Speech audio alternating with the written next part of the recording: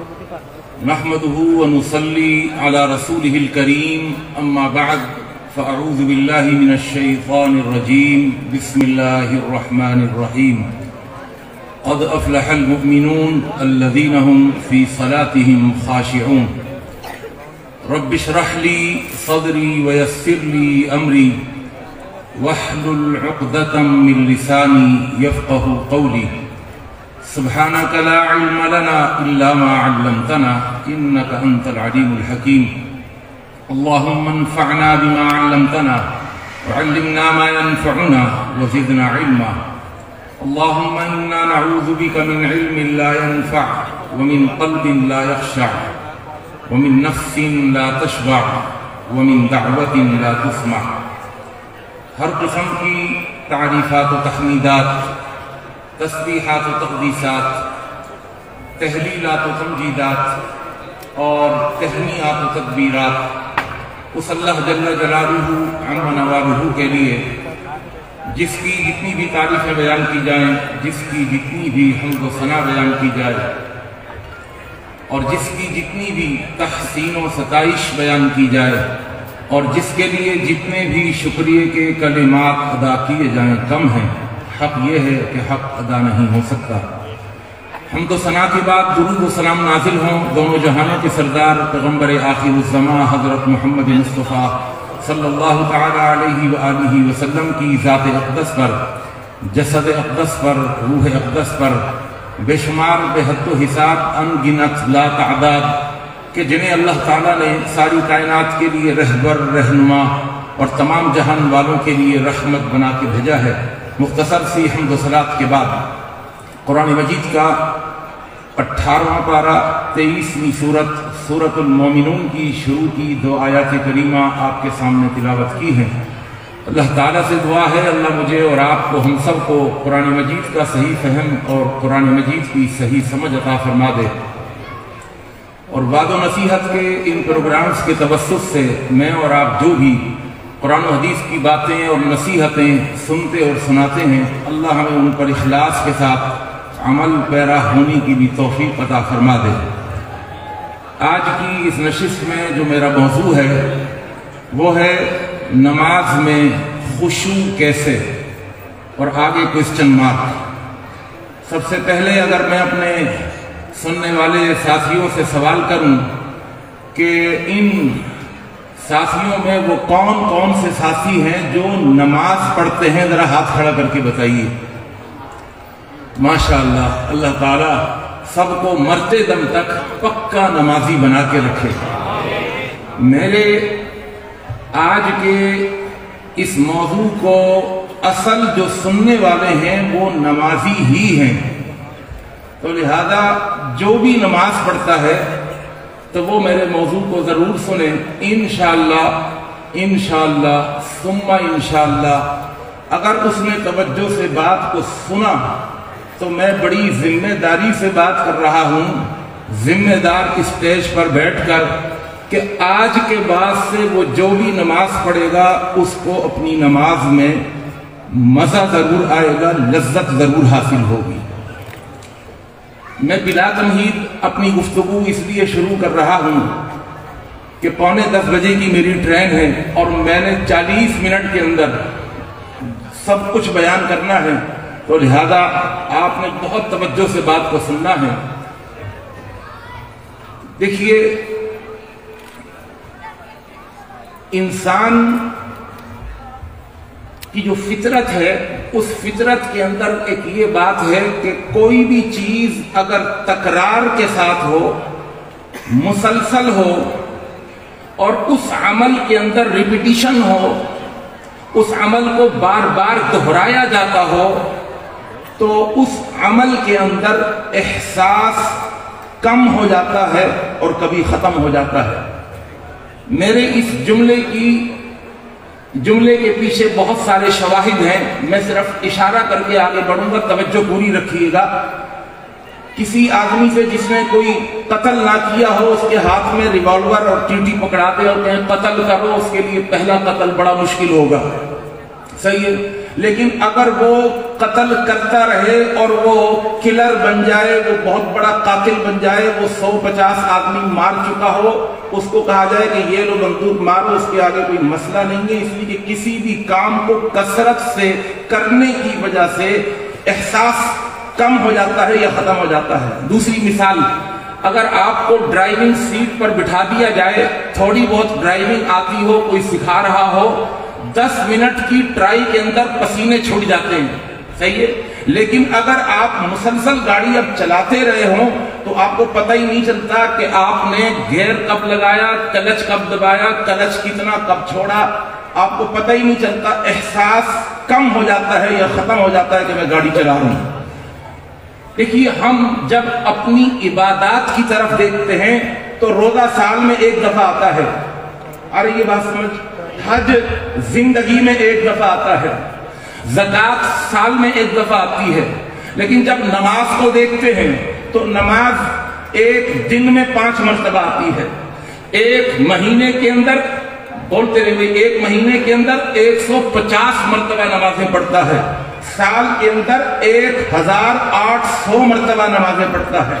تو نمازوں میں چونکہ تکرار ہے، اس تکرار کی وجہ سے، اس کثرت کی وجہ سے ہمیں پتہ نہیں چلتا، احساس نہیں ہوتا کہ یہ ایک عبادت ہے، اور لاشعوری طور پر ہم عبادت سے نکل کر عادت پر آ جاتے ہیں۔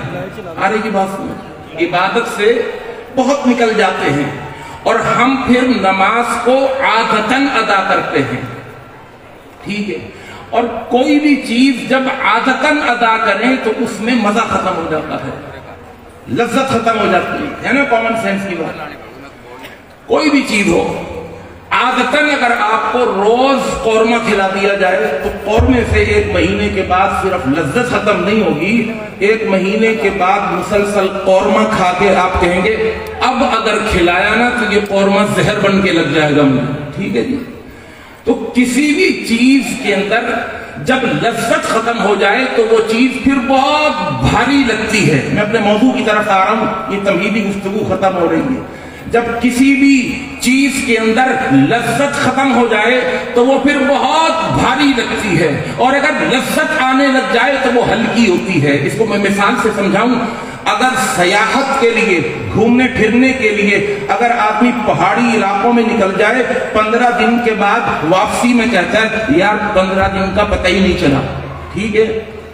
لذت آ رہی تھی نا، مزہ آ رہا تھا، لیکن کیا ہوتا ہے اگر صرف 4 دن اسپتال کے چکر لگانے پڑ جائیں، کوئی پیشنٹ آپ کا اسپتال کے اندر بستر علالت پر پڑا ہوا ہو، اس کا ٹیسٹ کرا، اس کی رپورٹ دکھا، ڈاکٹر کو بلا، 4 دن کے بعد وہ کہتا ہے یار ایسا لگتا ہے پورا مہینہ ہو گیا اسپتال کے اندر پڑے ہوئے۔ صحیح ہے جی؟ اب گفتگو میں آگے بڑھا رہا ہوں، توجہ فرمائیے گا۔ دیکھیے، اب ہم نماز کو اب عبادت سے نکال کر عادت میں لے جا چکے ہیں۔ اب یہی وجہ ہے کہ نماز بہت بھاری ہوتی ہے، ہوتی 10 منٹ کی ہے، اگر 15 منٹ کی امام صاحب پڑھانے تو پھر مقتدی گھومنے لگتے ہیں، یار 15 منٹ کی نماز ہوتے کیا ہے 15 منٹ؟ اور یہ میں نہیں کہہ رہا، نماز بھاری ہوتی ہے۔ اللہ کا قرآن کہتا ہے جب نماز میں لذت ختم ہو جائے تو پھر وہ بھاری ہوتی ہے۔ وَإِنَّهَا لَكَبِيرَةٌ، اللہ کا قرآن ہے، اور بے شک یہ نماز لَكَبِيرَةٌ، علماء جانتے ہیں 2 تاکیدوں کے ساتھ اللہ فرما رہا ہے بے شک یہ نماز بہت بھاری ہوتی ہے۔ اللہ، یہاں اللہ نے ایکسپشن کا ذکر کر دیا۔ ہاں کچھ لوگ ایسے ہیں کہ جن کی نماز بھاری نہیں ہوتی، جن کی نماز بہت وزنی نہیں ہوتی، اللہ وہ کون ہے؟ فرمایا الا علی الخاشعین، جن کو نمازوں کے اندر مقام خشوع حاصل ہو جائے تو ان کی نماز ان پر بھاری نہیں ہوتی، بہت ہلکی ہوتی ہے، کیونکہ جب نماز میں خشوع آ جاتا ہے تو لذت آ جاتی ہے، نماز میں مزہ آ جاتا ہے، اور نماز بڑی خوبصورت بن جاتی ہے۔ اللہ سے دعا ہے اللہ ہماری نماز کے اندر خشوع پیدا فرما دے۔ خشوع پیدا خود بخود نہیں ہوگا. خشوع پیدا کرنے کے آج 2 طریقے بتا کے جاؤں گا اللہ کی توفیق سے. 2 طریقے. خشوع کے 4 طریقے ہیں. 2 طریقے بتاؤں گا, ذہن میں بٹھا لیں, بڑے پاورفل ہیں, مزہ آ جائے گا آپ کو نماز پڑھنے میں. سب سے پہلے ہم خشوع کی تعریف سمجھ لیں کہ خشوع کہتے کس کو ہیں. علامہ ابن قیم نے خشوع کی تعریف لکھی ہے, تذلل القلب وخوفه من اللہ تعالی وثمرته تظہر علی الجوارح. خشوع اللہ سے ڈرنے کا نام ہے اور تذلل کا نام ہے. وَتَرَاهُمْ يُعْرَضُونَ عَلَيْهَا خَاشِعِينَ مِنَ الظُّلْمِ. انسان میں اتنا جھکاؤ پیدا ہو جائے, وہ اتنا گر جائے, اس کے اندر اتنی عاجزی اور انکساری پیدا ہو جائے, اتنا تضرع اور تذلل پیدا ہو جائے, وہ اپنے آپ کو کم تر سمجھتے ہوئے کم ترین سمجھنے لگے, اس کو خشوع کہتے ہیں. یہ تعریف تھوڑی سی مشکل ہے, میں مثال سے سمجھانے کا عادی ہوں, توجہ رکھیے گا. دیکھیے جی, ایک ہوتا ہے کمتر اور ایک ہوتا ہے برتر, سمجھتے ہیں نا. ایک ہوتا ہے جونیئر اور ایک ہوتا ہے سینئر, ایک ہوتا ہے اناڑی اور ایک ہوتا ہے کھلاڑی.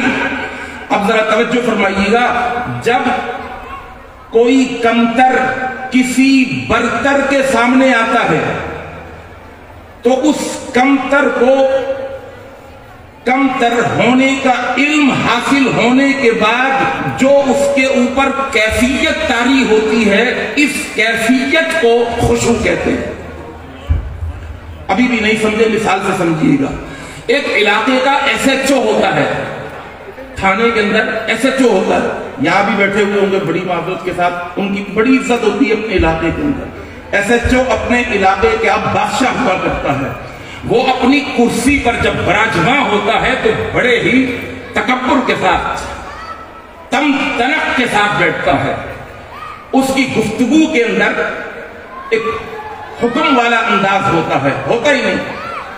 یہی ایس ایچ او جب کسی آئی جی اور ڈی آئی جی کے سامنے آ جائے, آ رہی کی بات سمجھ, جب آئی جی اور ڈی آئی جی کے سامنے کھڑا ہوا ہو تو اس وقت یہ ایس ایچ او کمتر ہے اور وہ آئی جی اور ڈی آئی جی وہ برتر ہے.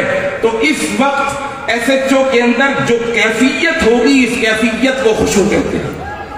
ایک رینجرز کا عام سپاہی ہوتا ہے, جب وردی میں ہوتا ہے تو اس کی ایک اکڑ ہوتی ہے, لیکن جب یہ رینجرز کا ایک عام سپاہی جب کسی کور کمانڈر کے سامنے کھڑا ہوا ہوتا ہے تو اس وقت جو اس کی کیفیت ہوتی ہے, اس کیفیت کو خشوع کہتے ہیں.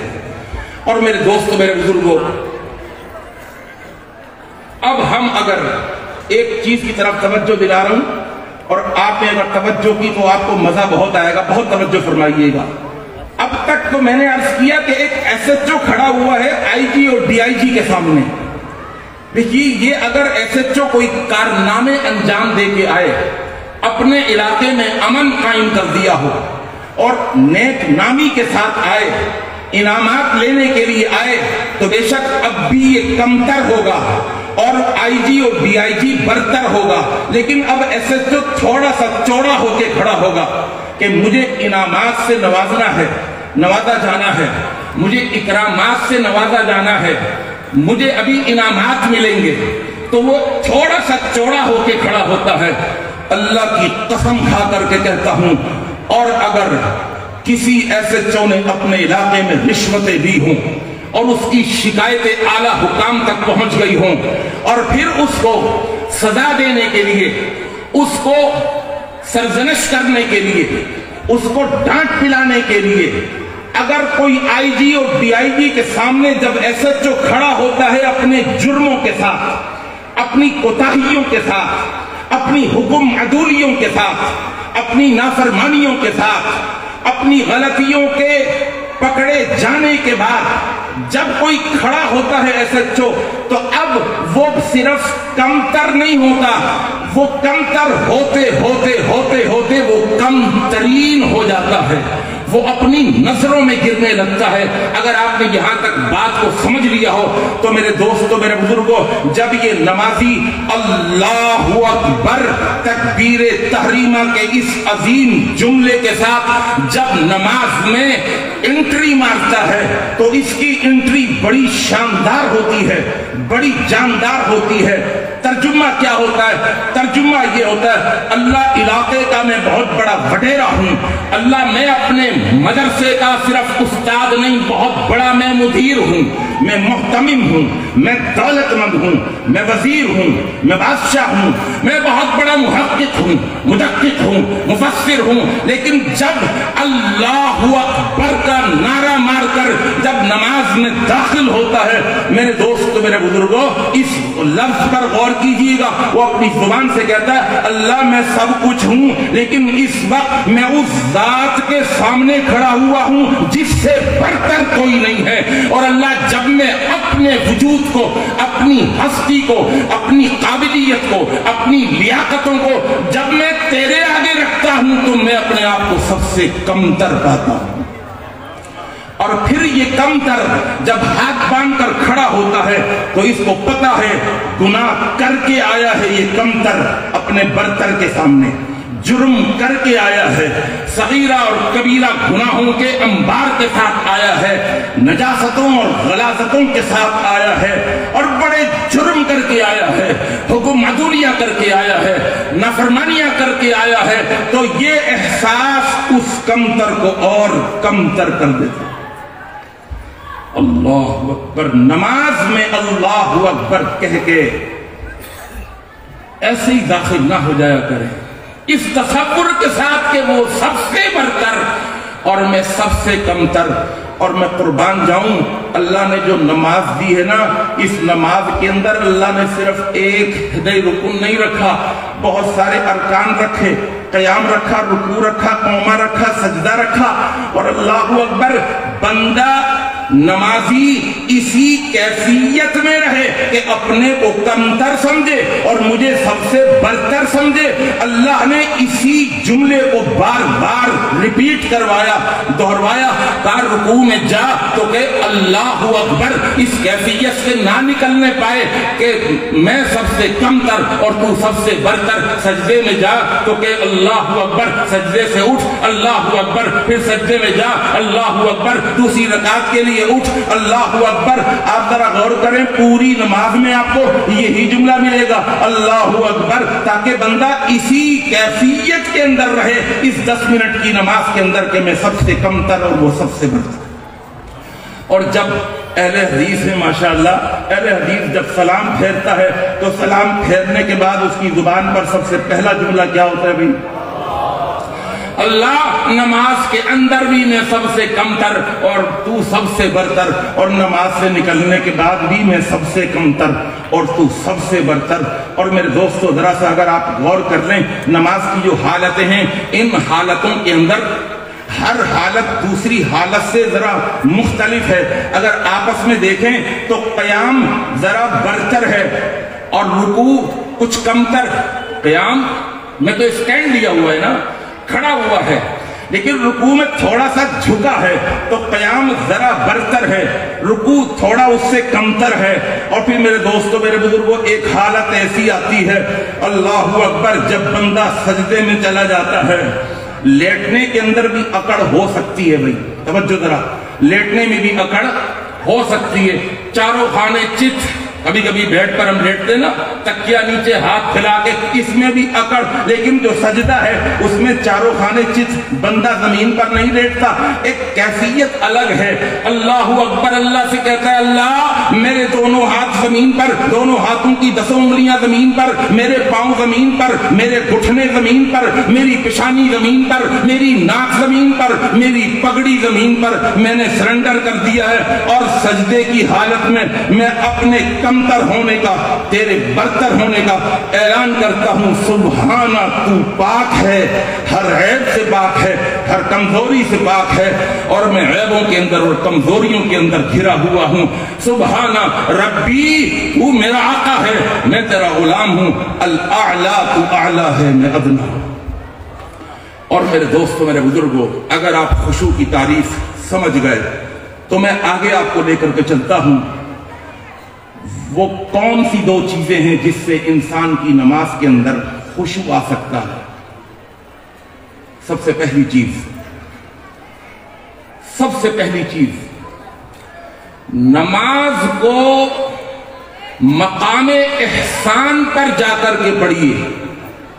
نماز کو، یہ میں نہیں کہہ رہا، اللہ کے پیغمبر سے پوچھا گیا، بخاری کے اندر حدیث ہے، آپ سے پوچھا گیا، جبرائیل نے سوال کیا، مل احسان، احسان کیا؟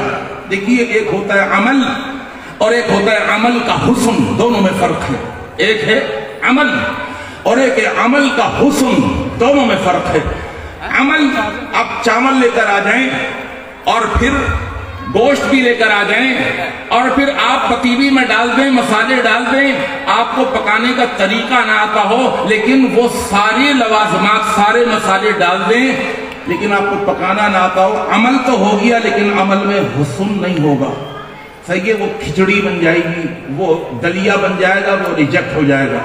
صحیح ہے، لیکن اگر عمل میں یہی سارے لوازمات ہیں لیکن ایک بہترین پکانے والا ہے، ایک جانتا ہے بریانی پکانا، اس کے پاس یہ سارے لوازمات چلے گئے، اس نے جو پکایا تو بریانی بن گئی، وہ سلیکٹ ہو گئی۔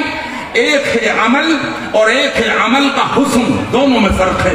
اگر شریعت کا مطالعہ کریں، اللہ کے نبی فرماتے ہیں عمل کرو لیکن حسن کے ساتھ کرو۔ من توضأ فأحسن الوضوء، علماء جانتے ہیں شریعت زور دیتی ہے حسن ہونا چاہیے، عمل میں خوبصورتی ہونا چاہیے۔ ایک ہوتی ہے عمارت، عمارت کا اسٹرکچر، یہ ایک عمارت ہے لیکن اگر ٹائل نہ ہو، کھڑکیاں نہ ہوں، اگر اس کے اندر آپ نے پردے نہ لگائے ہوں، اگر اس کے اندر واش روم وغیرہ کے اندر بیسن نہ لگائے ہوں تو وہ عمل تو ہے، ایک ڈھانچہ تو ہے لیکن حسن سے خالی ہے۔ اور اگر سارے لوازمات پورے کر دیے جائیں تو وہ عمل حسن کے ساتھ کہلاتا ہے۔ اللہ کے رسول صلی اللہ علیہ وسلم سے پوچھا احسان کیا ہے تو اللہ کے پیغمبر نے فرمایا احسان ان تعبد اللہ کأنک تراہ، عبادت جب اللہ کی کرو تو ایسا کرو عبادت میں اتنا ڈوب کے عبادت کرو کہ تمہیں تمہارا اللہ نظر آ جائے۔ بھائی توجہ فرمائیے گا، اللہ نظر آ جائے۔ دوسرا آپشن، اگر اتنا نہیں ڈوب سکتے عبادت کے اندر تو اتنا تو ڈوبنا پڑے گا، فَإِن لَمْ تَكُنْ تَرَاهُ فَإِنَّهُ يَرَاكَ۔ اگر تمہارے اندر یہ کوالٹی پیدا نہیں ہو سکی نماز میں کہ تمہیں تمہارا اللہ نظر آ جائے تو یہ تصور یقین سے بدل جائے کہ میرا اللہ مجھے دیکھ رہا ہے، یا تو میں اللہ کو دیکھ رہا ہوں، اتنا ڈوب جاؤ، یا میرا اللہ مجھے دیکھ رہا ہے۔ اور اللہ کی قسم، حسن کی تعریف میں، احسان کی تعریف میں تیسرا کوئی آپشن نہیں ہے۔ اگر 10 منٹ کی نماز پڑھنے کے بعد، سلام پھیرنے کے بعد اپنے آپ سے آپ سوال کریں کہ اس 10 منٹ کی نماز کے اندر کیا کوئی لمحہ ایسا آیا جس لمحے کے اندر مجھے یہ لگا ہو کہ میں اللہ کو دیکھ رہا ہوں یا میرا اللہ مجھے دیکھ رہا ہے؟ اور اگر جواب میں نہ آئے تو یہ اٹھک بیٹھک ہے، یہ نماز نہیں ہے۔ میرے دوستو، میرے بزرگوں، یہ ایک عمل ہے جو حسن سے خالی ہے۔ آپ کو پتہ بھی ہے سجدہ یہ وہ مقام ہے کہ جس مقام کے اندر اللہ کے پیغمبر فرماتے ہیں اقرب ما یکون العبد من ربہ وہو ساجد۔ اللہ کہتا ہے بندہ میرے قریب ترین، قریب ہونے والا کون؟ بندہ۔ کس کے قریب؟ اللہ کے قریب۔ ابن ماجہ کی صحیح حدیث، اللہ کے پیغمبر نے فرمایا یہی سجدہ اگر کسی کو تہجد کا نصیب ہو جائے، فرق سمجھیے گا، اگر یہی سجدہ تہجد کا نصیب ہو جائے، پہلے کہا تھا کہ بندہ اللہ کے قریب ترین، لیکن اگر تہجد کا سجدہ ہو تو اللہ فرماتے ہیں اقرب ما یکون الرب من العبد وهو ساجد۔ اللہ کہتا بندے میں تیرے قریب ترین، فرق سمجھ میں آ رہا ہے؟ یعنی اگر تہجد کا سجدہ ہو تو دو قربتیں اپنی انتہاؤں کو پہنچی ہوئی ہوتی ہیں، ساجد کی قربت اپنی انتہا کو اور مسجود کی قربت اپنی انتہا کو، عابد کی قربت اپنی انتہا کو، معبود کی قربت اپنی انتہاؤں کو، دونوں محب، دونوں محبوب، محب محبوب کی طرف، محب محبوب کی طرف توجہ کیے ہوئے ہیں اور محبوب اپنے محب کی طرف توجہ کیے ہوئے ہیں۔ اللہ سے دعا ہے اللہ ہمیں تہجد کا بھی سجدہ نصیب فرما دے۔ میں عرض کر رہا تھا پہلا طریقہ کہ آپ مقام احسان پر کھڑے ہونے کی کوشش کیجئے۔ مقام احسان پر کھڑے ہونے کا طریقہ کیا ہے وہ سمجھ لیجئے۔ صرف جسم سے نماز نہ پڑھیں، روح سے نماز پڑھیں، تن سے صرف نماز نہ پڑھیں، من سے نماز پڑھیں، صرف ظاہر سے نماز نہ پڑھیں، باطن سے بھی نماز پڑھیں۔ اور میں آپ کو ایک حدیث سنانے لگا ہوں، اللہ کی قسم جوش خطابت میں یہ جملے نہیں کہہ رہا، آپ کے رکوع میں خشوع ہو، سجدہ میں خشوع ہو، قیام میں خشوع ہو، آپ کی آنکھوں میں خشوع ہو، کانوں میں خشوع ہو، زبان میں خشوع ہو، خون میں خشوع ہو، گوشت میں خشوع ہو، ہڈی میں خشوع ہو، ہڈی کے گودے میں خشوع ہو۔ آپ کہیں گے مولوی صاحب جوش خطابت میں کچھ آگے ہی نکل گئے، اللہ کی قسم آگے نہیں نکلا۔ نسائی کی حدیث سن لو، اللہ کے پیغمبر صلی اللہ علیہ وسلم کے صحابہ کہتے ہیں کانا اذا رکع، جب اللہ کے نبی رکوع کرتے تھے تو کیا کہتے تھے؟ اللہم لکا رکعت وبک آمنت ولک اسلمت وعلیک توکلت انت ربی۔ الفاظ سنیے گا، خشع لک سمعی، آ رہی ہے ترجمہ آ رہا ہے، خشع لک سمعی وبصری ودمی ولحمی وعظمی وعصبی ومخی للہ رب العالمین۔ اللہ میرا خشوع دیکھ، میری آنکھوں میں خشوع، میرے کانوں میں خشوع، اللہ میرے دل میں خشوع، اللہ میرے جسم میں خشوع، میرے جسم کی گوشت میں خشوع، اللہ میرے کٹھوں میں خشوع، میری ہڈیوں میں خشوع، میرے ہڈیوں کی گودے میں خشوع، میرے دماغ کے اندر ومخی للہ رب العالمین۔ تو صرف تن سے نماز نہ پڑھیں، من سے نماز پڑھیں، نماز میں ڈوب کر کے نماز پڑھیں۔ اور جب بندہ نماز میں ڈوب جاتا ہے، اللہ کے پیغمبر فرماتے ہیں وَفَرَّغَ قَلْبَهُ لِلَّهِ، نماز میں اپنے دل کو اللہ کے لیے فارغ کر دیتا ہے۔ انصرف كهيئته يوم ولدته امه، سلام پھیر کے جاتا ہے تو اللہ فرماتا ہے یہ آج گناہوں سے ایسا پاک صاف ہو گیا ہے جیسے آج ہی اس پھول کو اس کی ماں نے جنا۔ اور میرے دوستوں، میرے بزرگوں، سننے والی بات، جب آدمی اتنا ڈوب جاتا ہے تو طوالت کا احساس ختم ہو جاتا ہے کہ نماز لمبی ہو گئی۔ آ رہی ہے بات سمجھ؟ اس لیے کہ اللہ کو دیکھنے کا تصور جب یقین سے بدل رہا ہو، اتنا ڈوبا ہوا ہو کہ اللہ کو دیکھنے کا مشتاق ہو، اللہ کو دیکھنے کا طلبگار ہو، تو آپ کو پتا ہے جو اللہ کو دیکھنے کا طلبگار بن جائے اسے پتہ ہی نہیں چلتا۔ اللہ کے پیغمبر نماز پڑھتے تھے حتی تورمت قدمہ او تنتفخ قدمہ، اتنا لمبا قیام کہ آپ کے پاؤں مبارک پر ورم آ جاتا تھا، سوجن آ جاتی تھی۔ اور آگے چلتے ہیں، حضرت عبداللہ بن شفیر کہتے ہیں، صحیح مسلم کی حدیث، اتیت النبی صلی اللہ علیہ وسلم، میں اللہ کے پیغمبر کے پاس آیا، وَلِصَدْرِهِ عَزِيزٌ كَعَزِيزِ الْمِرْجَلِ وَلِصَدْرِهِ عَزِيزٌ كَعَزِيزِ الرَّحَى مِنَ الْبُكَاءِ۔ اللہ کے نبی جب نماز پڑھتے تھے نا، آپ کے سینے سے ایسے آواز آتی تھی جیسے کہ چکی چل رہی ہو۔ ایک روایت میں آتا ہے ایسی آواز آتی تھی جیسے کہ ہانڈیاں ابل رہی ہو۔ اور ایک واقعہ ذرا توجہ سے سنیے گا، علامہ ابن حجر اسقلانی اس واقعے کو ذکر کرتے ہیں۔ عروہ بن زبیر تابعی رضی اللہ تعالیٰ عنہ، رضی اللہ عنہ ہیں تابعی، عبداللہ بن زبیر کے بھائی ہیں، بڑا اونچا مقام ہے۔ اور توجہ میرے بھائی، یہ حضرت عائشہ کے بھانجے ہیں، اسماء بنت ابی بکر صدیق کے بیٹے ہیں، ابو بکر صدیق کے نواسے ہیں۔ یہ عروہ بن زبیر اللہ کے ولی تھے اور ان کی نماز ہوا کرتی تھی۔ ان کے پاؤں مبارک کے اندر کچھ زخم آ گیا، وہ زخم بگڑ گیا، ناسور کی شکل اختیار کر گیا۔ علامہ ابن حجر اسقلانی کہتے ہیں اطباء جمع ہوئے، اجتمع الاطباء، اطباء نے کہا کہ اب یہ ناسور بن چکا ہے، جان بچانی ہے تو پاؤں کو کٹوانا ہوگا، جسم سے جدا کرنا ہوگا۔ وہ کہنے لگے ٹھیک ہے، میرا پاؤں کاٹ دیا جائے۔ انہوں نے کہا اجتمع الاطباء فقالوا، انہوں نے کہا اشرب کاسا من الخمر. علماء بیٹھے ہوئے ہیں، آپریشن تھیٹر میں لے گئے، اس زمانے کا جو آپریشن تھیٹر ہوتا ہو، آلات جراحی لے گئے، چھریاں چاقو.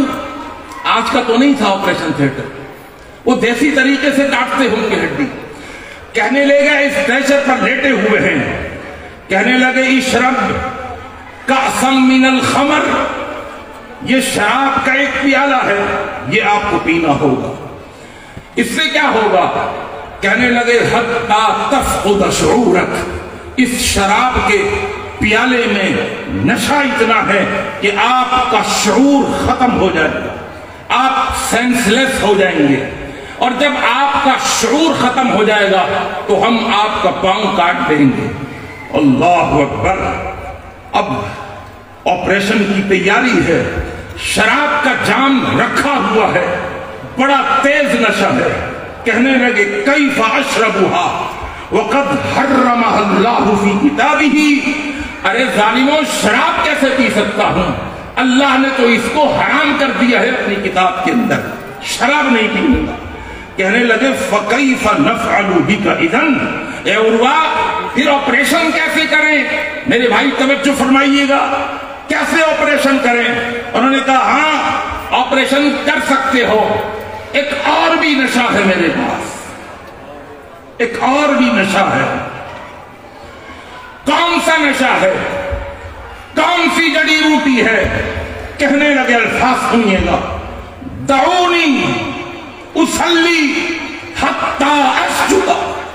اے ڈاکٹرو ذرا پیچھے ہٹو، میں وضو کرتا ہوں، میں نماز کے اندر داخل ہوتا ہوں، اور حتی اسجد، جب میں نماز کے اندر سجدے میں چلا جاؤں، فشانکم وما تریدون، جو چاہو میرے ساتھ کر لے. اللہ اکبر. اب وہ کہنے لگے ٹھیک ہے، کہہ دینا تو بڑا آسان ہے، پڑھیے نماز. فقام یصلی وترکوہ حتی سجد، چھوڑ دیا کچھ دیر کے لیے، نماز میں کھڑے ہوئے، اور جب سجدے میں گئے ڈاکٹر آئے، طبیب آئے، چھڑیاں لے کر آئے، پاؤں کی کھال کاٹی، پاؤں کا گوشت کاٹا، اور جب ہڈی کے اوپر آئے فاخذوا المنشار، علماء بیٹھے ہوئے ہیں، منشار آری کو کہتے ہیں، فاخذوا المنشار وعملوه فی العظم، اور ہڈی کو کاٹنا شروع کیا، اور پھر جب پورا پاؤں کاٹ دیا، جسم سے جدا ہو گیا، تو پھر ان کے اوپر خون روکنے کے لیے کھولتا ہوا تیل ڈالا گیا. فاغمی علیہ، سجدے کی حالت میں یہ اللہ کا ولی بے ہوش ہو گیا. اللہ اکبر. یہ تھا ایک نشہ کا، ایک نشہ وہ ہے جو شراب کا نشہ ہے، ایک نشہ وہ ہے جو ایک نماز میں ڈوب کر نماز کے اندر خشوع کو حاصل کرتے ہوئے اپنے اللہ سے ملاقات کرنے کا نشہ، اس کی لذت. اے حکیموں دیکھ لینا، اگر اللہ سے ملاقات کی لذت کم ہوگی تو عروہ کا پاؤں نہیں کٹے گا، اگر عروہ کے پاؤں کی کٹنے کی تکلیف زیادہ ہوگی، اور مقام احسان پر کھڑے ہو کر اللہ سے ملاقات کا شوق اگر کم ہوگا اور تکلیف زیادہ ہوگی تو پاؤں نہیں کٹے گا، اور اگر اللہ سے ملاقات کا شوق زیادہ ہوگا اور پاؤں، تو سمجھ لینا کہ تکلیف کم ہوگی اور پاؤں کٹ جائے گا. پاؤں کٹ گیا، فقدموہ فی الطشت، وہ پاؤں اٹھا کر ایک تشت لائی گئی، فقدموا تشتا فیہ قدمہ، اس میں پاؤں رکھا ہوا تھا. اور پھر جب ان کا پاؤں ان کے سامنے آیا، کہنے لگے ان اللہ یعلم. اور لوگوں جب کان میں سنا، کچھ لوگ کہہ رہے تھے کوئی ایسا گناہ کیا ہوگا جس کی وجہ سے یہ دیکھنے کو مل رہے ہیں. پاؤں کاٹا جا رہا ہے، بڑے اللہ کے ولی بنتے ہیں۔ جب یہ سنا تو تکلیف ہوئی، کہنے لگو ان اللہ یعلم، اللہ جانتا ہے، انی ما مشیت بک الی معصیۃ قط، اس پاؤں پر کھڑے ہو کر میں کبھی نافرمانی کی طرف نہیں گیا، واللہ ما حملتنی نحو فاحشۃ رجلی، میرا یہ پاؤں کبھی مجھے فحاشی کی طرف لے کر کے نہیں گیا۔ اور میرے دوستو، میرے بزرگوں، دوسرا طریقہ بتانے لگا ہوں، وقت مکمل ہو گیا، میں صرف اختصار کے ساتھ عرض کروں گا۔ حدیث ہے، اللہ کے پیغمبر نے طریقہ بتایا ہے۔ علامہ ناصر الدین السلسلۃ الاحادیث الصحیحہ میں اس حدیث کو لے کر کے آئے ہیں۔ آپ نے اللہ کے پیغمبر نے نصیحت کیا کی؟ فرمایا اذکر موتک فی صلاتک، نماز میں جب کھڑے ہو تو اپنے مرنے کو یاد کرو۔ آ رہی یہ بات سمجھو، وہ مرنے کو یاد کرنے سے مر نہیں جائیں گے بھائی، فکر نہ کریں۔ فرمایا اذکر موتک فی صلاتک، نماز میں اپنے مرنے کو یاد کرو۔ فإن الرجل اذا ذکر الموت فی صلاتہ، جب آدمی نماز میں اپنے مرنے کو یاد رکھتا ہے، لحری ان یحسن صلاتہ، تو بہت ممکن ہے کہ اس کی نماز کے اندر حسن پیدا ہو جائے۔ اور میرے دوستو، میرے بزرگوں، ایک اور حدیث ابو داؤد میں یہ حدیث ہے، اللہ کے پیغمبر صلی اللہ علیہ وسلم نے فرمایا صلی صلاۃ مودع، جب نماز پڑھو تو صلاۃ مودع، یہ سوچ کر کے نماز پڑھو کہ شاید میری زندگی کی آخری نماز ہو سکتی ہے، نہیں ہو سکتی آخری نماز، یا آپ کو پاس گارنٹی ہے کہ آپ نے ابھی 1 سال کی نمازیں پڑھ لی، یہ تصور کر لو نا بھائی۔ پھر دیکھو نماز میں کیسا حسن آتا ہے، یار یہ فجر کی پڑھ رہا ہوں، ہو سکتا ہے زندگی کی آخری نماز ہو۔ اور میں ملاقات کرا دوں ایک ایسے صحابی سے جنہوں نے زندگی کی آخری نماز پڑھی تھی، حضرت خبیب رضی اللہ تعالیٰ عنہ۔ واقعہ آپ سنتے رہتے ہیں، وقت نہیں ہے۔ حضرت خبیب کو جب قید کر لیا گیا، فلما خرجوا به من الحرم لیقتلوه فی الحل، حارث بن عامر کے بیٹوں نے اپنے باپ کا بدلہ لینے کے لیے حضرت خبیب کو پکڑ لیا اور سولی پر لٹکانے کے لیے حرم سے نکلے ہند کی طرف، اور سولی پر لٹکایا جانے لگا۔ انہوں نے کہا بھائی کوئی آخری خواہش تو پوچھ لو۔ پوچھا آخری خواہش بتائیے کیا ہے؟ کہنے لگے دعونی اصلی، مجھے صرف 2 رکعت نماز پڑھنے دو، دعونی اصلی، مجھے نماز پڑھنے دو۔ ان رأیتم ان تدعونی ان ارکع رکعتین، صرف 2 رکعتیں پڑھوں گا۔ انہوں نے کہا ٹھیک ہے پڑھ لو۔ فرکع رکعتین، بخاری کے الفاظ ہیں، فرکع رکعتین، 2 رکعتیں پڑھی، اتمہما واحسنہما، ترجمہ نہیں کروں گا، اتمہما کامل مکمل، واحسنہما حسن میں ڈوبی ہوئی 2 رکعتیں، اور پھر سلام پھیرنے کے بعد کہنے لگے واللہ، خدا کی قسم، واللہ خدا کی قسم، لولا ان تحسبوا ان ما بی جزع لطولتہما، آج مجھے ان 2 رکعتوں کے پڑھنے میں اتنا مزہ آ رہا تھا، اگر مجھے اس بات کا ڈر نہ ہوتا کہ تم کہو گے موت کے ڈر کی وجہ سے نماز کو لمبا کر رہا ہے، تو میں اس نماز کو آج اور لمبا کر دیتا۔ اور آخری حدیث طبرانی کی سنا کر ترجمہ کر کے میں جا رہا ہوں، توجہ فرمائیے گا، یہ کتنی قیمتی چیز ہے خشوع۔ اللہ کے نبی صلی اللہ علیہ وسلم نے فرمایا ان اول شیء، دوسری حدیث میں ان اول خیر یرفع من هذه الامت الخشوع، پہلی وہ چیز جو میری امت سے اٹھا دی جائے گی وہ خشوع ہوگا۔ توجہ بھائی، اگلا جملہ اور خطرناک ہے۔ فرمایا اگلا جملہ توجہ، ممکن ہے ان تدخل فی مسجد جماعت فلا ترى فیہا رجلا خاشعا، ایک وقت آئے گا خشوع اٹھا لیا جائے گا، نماز حسن سے خالی ہوگی۔ ایک وقت آئے گا کہ تم بھری ہوئی مسجد میں داخل ہوگے، جو نمازیوں سے بھری ہوئی ہوگی، فلا ترى فيها رجلا خاشعا، ان نمازیوں میں ایک نمازی کی بھی نماز خشوع والی نہیں ہوگی۔ اللہ سے دعا ہے اللہ ہماری نمازوں میں خشوع پیدا فرما دے۔ وما علینا الا البلاغ، والسلام علیکم ورحمۃ اللہ۔